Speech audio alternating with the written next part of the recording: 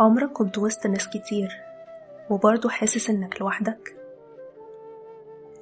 عمرك ضحكت في قعدة ورجعت البيت ساكت من جواك؟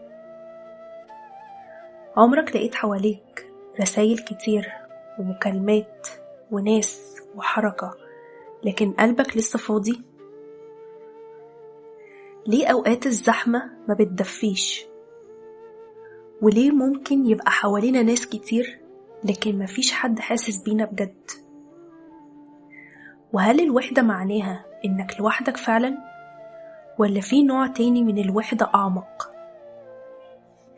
النهاردة هنتكلم عن الوحدة اللي بتيجي وسط الناس، والفراغ اللي مش بيتملى بعدد اللي حوالينا. الوحدة مش دايما قلة ناس، الوحدة مش معناها إنك قاعد لوحدك. أوقات بتبقى وسط عيلة لكن تحس إنك وحيد، وسط أصحاب وتايه، في علاقة ومش لاقي نفسك. لأن الإنسان مش محتاج عدد، الإنسان محتاج شعور بالأمان والفهم والاحتواء. طب ليه بنحس بكده؟ يمكن لأننا مش ظاهرين بجد.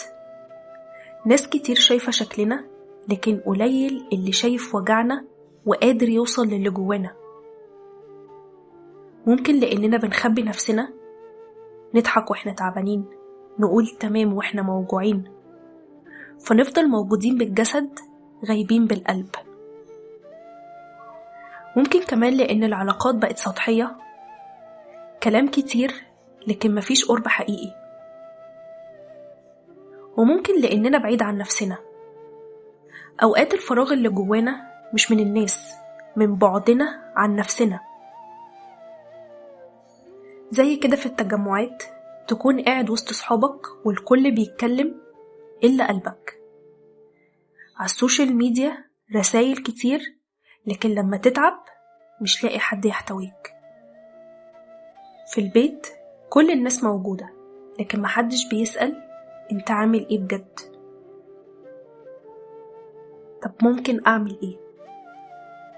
دور على العمق مش العدد. مش مهم كام شخص حواليك، المهم تقدر تكون معاه على حقيقتك. عبر شوية. يعني ايه؟ قول لحد تثق فيه انا محتاجة اتكلم، انا مش كويس دلوقتي. اوقات كلمة صادقة حنينة تفتح باب قرب. اقعد مع نفسك واسأل نفسك، هو انا محتاج ناس؟ ولا محتاج اسمع نفسي؟ ولا محتاج ارتاح؟ ابني علاقاتك ببطء. القرب الحقيقي مش بيجي بسرعة. ما تستعجلش على فكرة الامتلاء. الفراغ بيتعالج بالصدق مش بالزحمة. احساسك بالوحدة لا يعني انك غير محبوب، ولا يعني انك صعب تتفهم. يمكن بس لسه ملقتش المساحة الآمنة الصح. طب ازاي املى نفسي ووقتي واستثمر في نفسي؟ اوقات الفراغ اللي جوانا ممكن يكون مش سببه قلة الناس، سببه اننا سايبين نفسنا من غير تطوير. يعني مستنيين حد يملى الفراغ، مع ان البداية الحقيقية بتكون مننا احنا. طب ممكن نعمل ايه؟ اعمل ميعاد ثابت لنفسك كل يوم، حتى لو 20 دقيقة. خصص وقت كده تقرأ فيه، تكتب، تتمشى، تسمع حاجة مفيدة، تقعد بهدوء تشرب كوباية القهوة بتاعتك. لما تدي لنفسك وقت بتحس بقيمتك. اتعلم مهارة جديدة، أي حاجة نفسك فيها تتعلمها. لغة، تصميم، طبخ، كتابة، تصوير. التطور بيملى فراغ كبير. اكتب اللي جواك. هات نوتة واسأل نفسك، أنا حاسس بإيه دلوقتي؟ ناقصني إيه؟ محتاج إيه؟ إيه اللي بيفرحني؟ أوقات الوضوح بيبقى علاج. اتحرك، رياضة خفيفة، مشي، تمارين. الجسم لما يتحرك النفسية بتتنفس. ابني علاقة مع نفسك، اخرج لوحدك مرة، هات لنفسك حاجة بتحبها، اقعد في مكان هادي، خليك صاحب نفسك مش مجرد ساكن معاها.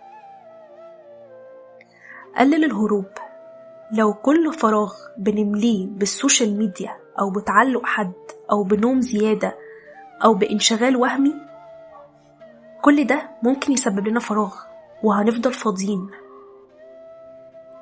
واجه نفسك بلطف، حط أهداف صغيرة، مش لازم تغير حياتك كلها مرة واحدة.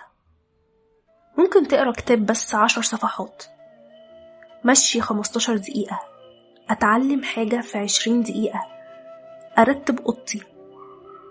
الخطوات الصغيرة بتبني شعور كبير. في ناس كتير حوالينا، لكن أول شخص لازم يكون موجود لينا هو إحنا. لما تستثمر في نفسك هتحس إن قلبك بيتملى حتة حتة، ومش كل فراغ محتاج ناس، أوقات بس بيبقى محتاج نسخة أقرب منك ليك.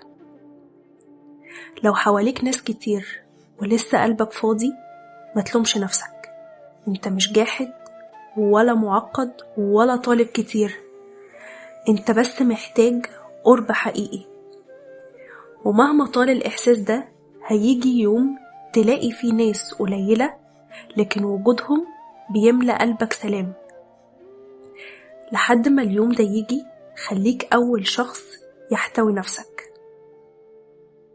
أشوفكم في الحلقة الجاية، وافتكر إن قلبك يستحق دفع حقيقي.